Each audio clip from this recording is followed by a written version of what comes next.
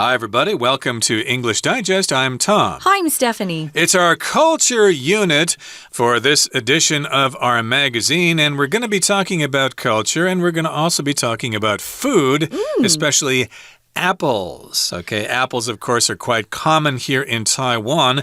I don't know if they're actually grown here in Taiwan. I have an impression that they aren't, that most apples are imported into Taiwan. I could be wrong there. Apples need a cooler climate. Yeah, it might be too hot to grow apples here, but of course the fruit that is naturally grown here in Taiwan is very tasty, like wonderful. mangoes and guavas and watermelon, pineapple, all that fun stuff, wax apples. But we're talking about apples in Britain, which of course is referring to the UK, although technically Britain is Great Britain, which includes Scotland, England, and Wales. So Great Britain would include those places. The UK would include Northern Ireland. But we're talking about British apples, and they're making a comeback. I guess in the past, people were eating them less and less, but now they're coming back. They're making a comeback. Yeah, if you make a comeback, you were popular in the past and then went out of style or went out of fashion, and then things changed and you come back into fashion or into style. They're making a comeback. For example, when Tom and I were kids, there were pants called bell-bottoms. They were kind of popular for a while, and then everybody was wearing straight-legged pants, especially jeans. And then, we got the wide pant leg back again. Sometimes they're called bell-bottoms. Sometimes they're just, wide pant legs. So, everything, is fashionable for a while and then loses its popularity and then suddenly makes a comeback. Usually we talk about this.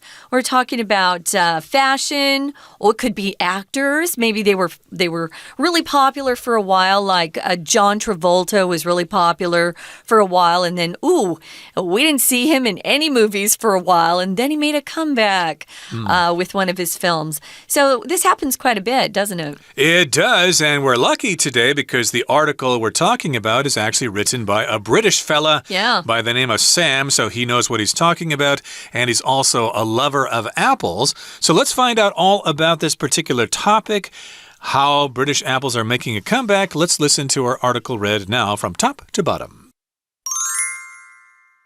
There aren't many fruits associated with the UK, but crunchy apples are abundant. When I was growing up, our house had a crabapple tree in the front garden. My grandma's garden had a massive apple tree and a pear tree. My parents' current house has a couple of apple trees that produce so many apples that my parents put them in baskets for strangers to take. While British apples are not common here in Taiwan, a product of them is. The UK is the world's third largest producer of alcoholic hard cider, which can be found in stores and bars everywhere. Britons love this apple beverage so much that they consume more hard cider than the rest of the world combined.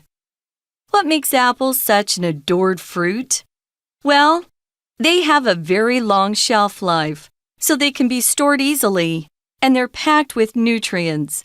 Perhaps more importantly, though, they are very versatile. They can be eaten straight from the tree, cooked as an ingredient in desserts. One of my favorites is the authentic apple crumble, or fermented to make alcohol.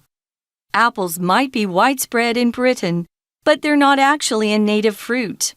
The Romans brought apples to Britain during their first century conquests, and then in the Victorian period, people brought bright red and green apple varieties back from all over the world. Breeders used and manipulated these foreign types to make new delightful domestic varieties, which became extremely popular. Despite this, people started importing cheaper apples from competitors elsewhere, such as France and the US. Now, only around 40% of apples eaten in Britain are grown there. Okay, it's time for us to discuss the contents of our lesson for today. British apples are making a comeback. They're becoming popular again. And there aren't many fruits associated with the UK, but crunchy apples are abundant. So if somebody asked you, what kinds of fruit or what kinds of fruits come from the UK? Can you name some? Well, I don't really know. I know they've got those meat pies there, and they've got afternoon tea and scones and stuff like that. But fruit, I don't know anything about that. But still, they've got crunchy apples, and they are abundant. Now, if something's crunchy, it basically makes a lot of noise when you eat it. Crunchy. Crackers are crunchy. Potato crisps or potato chips are crunchy. And, of course, the apples are always crunchy usually, unless they're made into applesauce, then they're kind of soggy. But, of course, crunchy apples are abundant there, which means they're plentiful. There are lots of apples in the UK. Yeah, that was an interesting question. I can't think of any fruit that comes from the UK. Maybe berries? Some kind of berries? Yeah. I'm sure they have some berries somewhere, but that's not what they're known for. They're not known for their fruit, usually. And I was surprised to see they had a lot of apples. So this was really interesting to find out. Again, this is by our writer Sam, who is a Brit himself and has experience with this. But yeah, I learned a lot today. Now, there are lots of types of apples. When I was growing up, I think I was in 4th grade, my dad bought an apple farm in Utah. I'm from Arizona. It's too hot to grow apples there. Like Taiwan, we can't really grow apples here either. They need a really cold season. He bought an apple farm, and then we trucked all these big cartons full of apples down. We put them in our garage, and the kids sold them to the neighborhood. So I was used to this wonderful smell in the fall. That's when you harvest apples. And it was so fun because everybody loves fresh apples. Well, we're going to be talking about all these different kinds. The first paragraph here, he talks about growing up with a house that had a crab apple tree. Crab apples aren't very sweet. You could say they're kind of tart. Not bitter, but tart. They make your mouth go, ooh, when you bite into them. And he had that kind of tree in their front garden or their front yard, you could say. What did his grandma have, Tom? Well, his grandma's garden had a massive apple tree and a pear tree, and my parents' current house has a couple of apple trees that produce so many apples that my parents put them in baskets for strangers to take. That is a problem. I think Mr. Jensen on North 9th Street had an apple tree, but he had more apples than he could do with it. Yeah. How do you say that? He had more apples than he knew what to do with. So, yeah, he had to give them away, or else his yard was just filled with all these apples that had fallen off the tree. So this must be a similar situation. Sam's parents have a house that has a couple of apple trees, and yeah, it's producing so many apples that they basically give them away to strangers. They put them in baskets and maybe just set them out next to the sidewalk there, next to the pavement, and people just take them. Now, we have a lot of oranges, apricots, and tangerines in my parents' yard, and my dad just gathers them up because otherwise they're wasted. You know, all the kids have married and gone away, and he takes them to the neighborhood, gives them to the neighbors. That's what you do. You share your fresh produce with your neighbors. That's always fun. So moving on to the second paragraph, it says, while British apples are not common here in Taiwan, meaning I've never, ever seen an apple for sale in Taiwan that says it's from the UK. They're usually from Japan or the US. Oh, I saw some from I thought it was the Philippines, but it couldn't be the Philippines. I think they're tropical. Too warm. I'm not sure they can grow apples in the Philippines. You definitely need a cooler climate. So you don't find British apples sold here, which is kind of a shame. It's kind of a big trip, though, to go from the UK over here. They are very, very popular in the UK. The UK is actually the world's third largest producer of alcoholic hard cider. There is something called apple cider that you can drink as a kid. It has no alcohol in it. It's just like apple juice. Sometimes you just call it apple cider. There's apple cider vinegar, 醋苹果醋 that you can buy in the grocery store for your health or to add to some dishes you're making. But here, we're talking about something else, Tom. What is alcoholic hard cider? Well, it's a beverage that has alcohol in it, and if you want to get drunk or feel a little loose or something after the end of a hard day at work... We're talking to adults here only. Absolutely. And this is an alcoholic beverage. It's called hard cider. I'm assuming the word hard there refers to the fact that it contains alcohol. And yes, indeed, you won't find British apples here in Taiwan. They're not common, but a drink made from those apples is common here in Taiwan, as it is in other parts of the world. The UK produces a large amount of alcoholic hard cider. They're the world's third largest producer of said beverage, and it can be found in stores and bars everywhere. In fact, I wouldn't mind going to a bar and checking it out, although I don't really drink alcohol anymore for health reasons. But Britons love this apple beverage so much that they consume more hard cider than the rest of the world combined. So here we've got the word Britain, and that's a general term for the people in the UK, but again, that should refer technically to Great Britain, Scotland, England, and Wales. I was just looking up this word cider. I thought it only applied to apples. It could be applied to other fruit that's been crushed. It's unfermented if it's just a cider. Hard, like Tom said, refers to the fact that it has alcohol in it. You'll often hear foreigners talk about hard liquor. Hard liquor would be whiskey and scotch and those drinks where they just drink a tiny bit in a tumbler because they're very strong. So hard cider just gives you the clue right there that it's alcoholic and it could get you drunk. So it's sold in stores, but you can also ask for it at bars. I've never seen anyone drink this, but then I don't go to bars and I don't buy this stuff. So I'm curious about this. So Britons love this apple beverage so much that they consume more hard cider than the rest of the world combined. Remember, they don't have a lot of people in the UK. I think there's like 68 million. So the fact that they would consume so much alcoholic hard cider themselves says a lot. It tells you they really do love this drink. Beverage can be any kind of drink except for water. We don't refer to water as being a beverage, but it could be pop, it could be a fruit juice, it could be milk if somebody likes that, or even coffee, but not water. It's just a drink, though. And to consume just means to either drink or eat something. And those Brits really love their hard cider. And they probably know a thing or two about making it as well. Okay, that brings us to the midway point in our lesson for today. Let's take a break now and listen to our Chinese teacher. 听众朋友大家好，我是安娜。我们今天要带大家一起来吃苹果咯。大家不晓得有没有每天吃苹果呢？不过这2天的文章作者啊，其实就是英国人。所以呢，写出来的内容啊，实在是太道地又贴切了。因为他一开始就说，我们想到英国的时候，我们大家都不会想到水果吧？没有错，为数不多的水果会让人联想到英国。可是其实英国就是有很多的苹果嘛，美国人啊、英国人啊，大家都很喜欢吃苹果。台湾人也爱吃苹果，可是我们水果太多了。好，不啰嗦，先看一下第一段。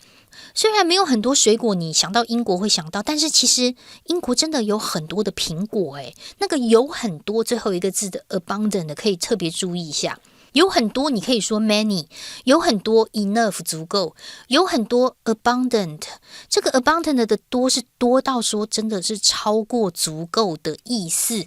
如果只是 enough 就是足够，但是远远的超过足够，这时候就会用形容词的 abundant。 好，当然我觉得这2天的文章其实蛮适合来谈谈 cohesion 跟 coherence。 文章的句子跟句子要衔接，段落跟段落也要衔接。所以当我们在段落的第一句如果看到英国有很多 abundant apples， 多到不行耶，作者从第3句、第4句、第5句都告诉你，我家有苹果树，我 grandma 那边有苹果树，我父母房子也有好多苹果树，连一般平民都不需要在果园，在家里就会种苹果，甚至父母亲多到会把苹果呢放在篮子里，让路人来取用去食用。所以在第一段后面我们看到的这个第5句的地方有一个特别的句型，我们把它抓出来 so that。So 后面修饰形容词或者是副词 That 后面加上导致什么样的结果，好，如此的以至于，这是中文的翻译，如此 so many apples 如此多的苹果以至于 that 根本就直接会把苹果熟的苹果就放在篮子让路人取用。好，接下来就看到咯，作者要怎么样把第一段跟第二段做连结呢？原则上你在后面的这一句话要包含前面的文意，用一个以上的字词，例如在第二段的第一句我们看到的是 British apples， 这个英国的苹果就把整个第一段谈的文意都包进来了。但是第二段的第一句他说，虽然英国的苹果在台湾并不是那么样的 common，逗点，但是有一种 product 在台湾很常见哦，所以从第二段我们就承接了第一段，很多英国的苹果转到台湾，虽然不会有很多英国苹果，但是有一个 product 很常见，是什么呢？就是 Cider， 就是苹果酒啦。那这个苹果酒在第二段的第二句呢，出现了一个复合形容词，叫做 third largest。所以现在第三大苹果酒的生产国就是英国了。英国就是到处都可以找得到，商店什么都可以找得到，而且英国人非常喜欢喝苹果酒，喝到的这个苹果酒比全球其他加起来的量都还要多呢。好，我们在第二段的最后一句第三句又看到 so that 的句型， so much 如此的多， that 以至于比其他世界 the rest 剩下的全部都还要多。We're going to take a quick break. Stay tuned. We'll be right back.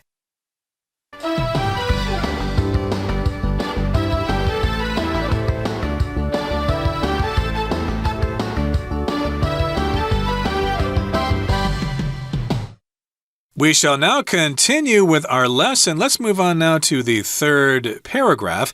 Again, we're talking about apples in the UK, and they are making a comeback. So what makes apples such an adored fruit? What makes them such a loved fruit? Well, here are some reasons. They have a very long shelf life, so they can be stored easily, and they're packed with nutrients. That is true. You can keep apples for quite some time, whereas other kinds of fruit will spoil rather quickly. Apples can sit on the shelf for a long time, or you can keep them in your refrigerator, and they'll still be good after a couple of weeks, so you can keep them for quite some time. And also, they're very nutritional. They're packed with nutrients. A nutrient, of course, is something that's good for you, like vitamins and minerals, and they've got a lot of those. To be packed with something just means they have a lot of things in a very small space. Yeah, if you don't want to use the whole phrase to be packed with something, you could just refer to a place being really crowded or full. Oh, I went to the movie last night and the place was packed. Or I went to the concert last week and wow, it was packed. To be packed with, as Tom said, just means it's very full of that one thing. Thank goodness, apples are very nutritious and they're great to eat. A lot of people love them. We were talking about how the peel on the outside of the apple isn't popular with everyone. I like to eat the peel on an apple after I wash it. I feel like it's good for me too. And Tom was saying he likes to eat the seeds sometimes. Yeah, the core. Some people say they don't really want to eat the seeds or the core, that they're bad for you. But I read somewhere that it's perfectly okay to eat the seeds of an apple. Just don't eat like 20 of them in one day or something like that. So an apple tree won't grow inside your tummy after exactly. you eat those. Yes, There's a book about that, you know. Yeah, my dad told me if I swallowed not sunflower seeds, watermelon seeds, that a big watermelon would grow in my stomach. I actually believed him. I was quite young at the time. But here we've got the word versatile. I suppose if you're in the UK, they'll pronounce this as versatile. If something's versatile, it just means it can be adapted or used in lots of different situations. So yes, apples can be eaten straight from the tree. You can chomp right into it. Of course, you probably should clean it first. It could also be cooked as an ingredient in desserts, like apple pie, and one of Sam's favorites is the authentic apple crumble. And also, apples can be fermented to make alcohol. To ferment is a chemical process in which you basically turn something into an alcoholic beverage by letting it sit there with the liquid covered with some kind of some kind yeast enzymes is what breaks up the sugar. I couldn't remember the technical way it's done, but yes, you can have it in desserts, apple pie, apple cake, I suppose, and apple crumble. That's kind of like a form of apple cake, right? It's, I'll tell you how they make it. So the apple crumble, on the bottom of the crumble, they use a combination of flour, butter, sugar, and then they bake it for a while. It is a little crumbly. Okay. It's not a real pie shell at all. And then on the top, it's just soft apples that they've cooked in cinnamon and sugar. And then sometimes people will eat it with some cream, whipped cream, or maybe some ice cream. But this is a very popular dessert. In the UK especially, not so much America, we tend to make apple pies. That's what we'll make. We'll make up the pie. So, yeah, there are a lot of different ways you can use apples. They're certainly very tasty. I love them. So these are just some of the things that they do here. Remember, this word authentic means real. It's not fake or it's not somebody's version of apple crumble. Authentic apple crumble actually comes from the UK. They made up that dish, so we're going to give them credit. Now, moving on to the final paragraph, it says apples might be widespread in Britain, meaning you can get them everywhere or anywhere, but they're not actually a native fruit. If something's native to a place, that's its original home. That's where it started. Who gave us the apple? Well, the Romans brought apples to Britain during their first century conquests. If you have a conquest, it means you have invaded another country and brought them into submission so that you are now their ruler. But they brought apples with them, so I guess they left something behind that was pretty good. Right, so Great Britain was at one time controlled by the Romans. Maybe not all of it, but a large part of it was controlled by the Romans. And so this particular fruit is not native to England. It was brought by the Romans when they were wearing togas and stuff like that. They brought the apples over and planted the trees and stuff like that. And then we go on to the Victorian period, which was during the 1800s. People brought bright red and green apple varieties back from all over the world. So a variety, of course, is a kind of apple. And as you know, there are many different kinds of apples. I don't really like the green ones because they're very sour. Oh, but they make the best apple pie. You probably don't know that, Tom. No, I've never baked an apple pie before, but you learn something new every day. Yeah, if you bake apple pie, do not use the sweet apples. You need the tart apples. And then you add sugar. That's good advice here. And yes, indeed, lots of people liked apples. So when the Brits were out conquering the world themselves, like the Romans, they brought back different kinds of apples. The bright red ones, of course, we all like big, bright red apples. It's so wonderful to bite into a red apple. Also, the green apples. There are also yellow kinds of apples, too. Golden Delicious. Golden we have those on our farm. Yeah, my father liked to eat those quite a bit. They are very sweet. And a little bit more mushy, right? A little more mushy, soft, like pears, I guess so. And breeders of apples, people who plant trees and figure out different ways to make them grow by mixing and matching DNA or whatever. The breeders used and manipulated these foreign types to make new, delightful domestic varieties, which became extremely popular.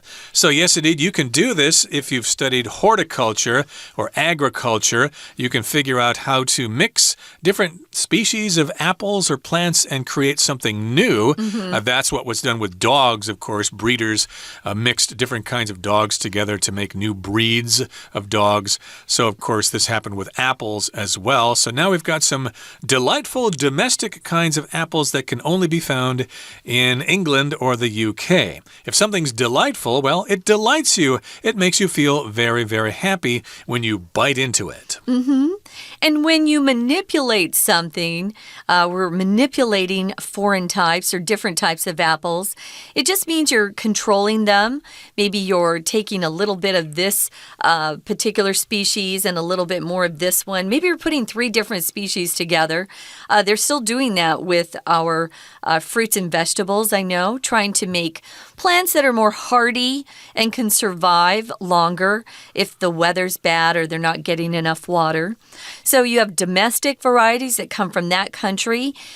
instead of imported varieties, they would be coming from outside the country. And they're all extremely popular. Despite this, or even though this is true, people started importing cheaper apples from competitors elsewhere, such as France and the U.S.I don't know why it would have been cheaper to grow them in France than the UK. I can't answer that question, but people will always buy something that's cheaper if the quality doesn't diminish too much. So, yeah, if you can make or grow something that's cheaper, people will probably be buying your product over the more expensive version of what you want. So they were getting their cheaper apples from France and the U.S.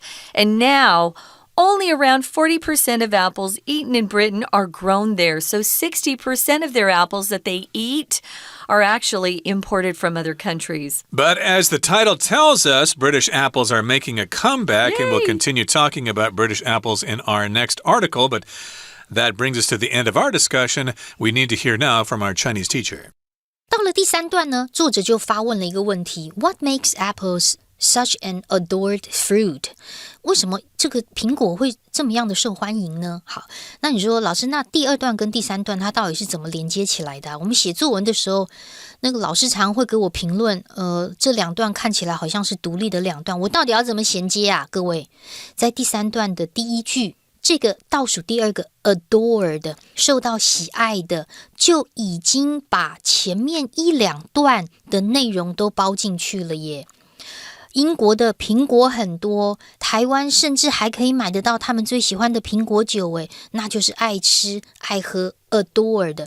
所以这一个关键字就先把前面2段的文意包起来，然后作者运用一个发问的方式展开接下来他想要提到的为什么苹果这么受到喜爱？接下来谈到就有3个原因啦，其中2个原因出现在第2句。第一个原因是 shelf life， 保存期很长。第2个原因也出现在第2句，后面的 nutrients， 营养非常丰富。那第3个原因出现在第3句，也是最后一个字 versatile。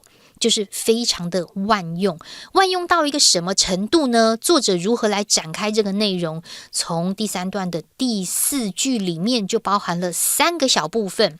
1可以作为甜点，然后做什么奶酥，直接使用，甚至发酵酿成酒都可以。从第4句里面整个的展开，不就呼应了第3句的第3个功能 versatile， 就是非常万用的意思吗？可是我们在这边还是要稍微提醒大家一下，那个 most importantly 啊，同样在第3段第3句，注意是副词哦。more importantly 更重要的 ，most importantly 最重要的，它都是修饰整句话，所以这个 importantly 一定要用副词哦，注意用副词。好，再来下面这一段，当然就是要结尾啦。我们还是要看一下作者怎么样来衔接3、4段。第4段的第1句。关键字就在逗点前面有一个 widespread， 就是所谓很普遍的意思。这个普遍就把1、2、3段全部也都包含进来，尤其是第3段。普遍到什么程度？可以直接吃，可以做甜点，可以发酵酿酒。好，但是画风还是一转逗点之后 ，but 他要介绍的是，其实苹果在英国 not native， 并不是当时原产的。所以接下来呢，既然不是当地的这个苹果，那到底是怎么样带进来呢？就介绍罗马人带进来，后来维多利亚时期又有别的品种等等的，然后接下来就很受到欢迎这样子。可是作者文章在这边结尾，到目前啊，英国食用的苹果只有 40% 是当地种植的。我们明天还会继续带大家来吃苹果，我们明天见咯。That's all the time we have for today, everybody. But please join us again next time when we continue to talk about British apples. They are oh so crunchy and oh so tasty. We look forward to seeing you again next time. From all of us here at English Digest, I'm Tom. I'm Stephanie. Goodbye. Bye.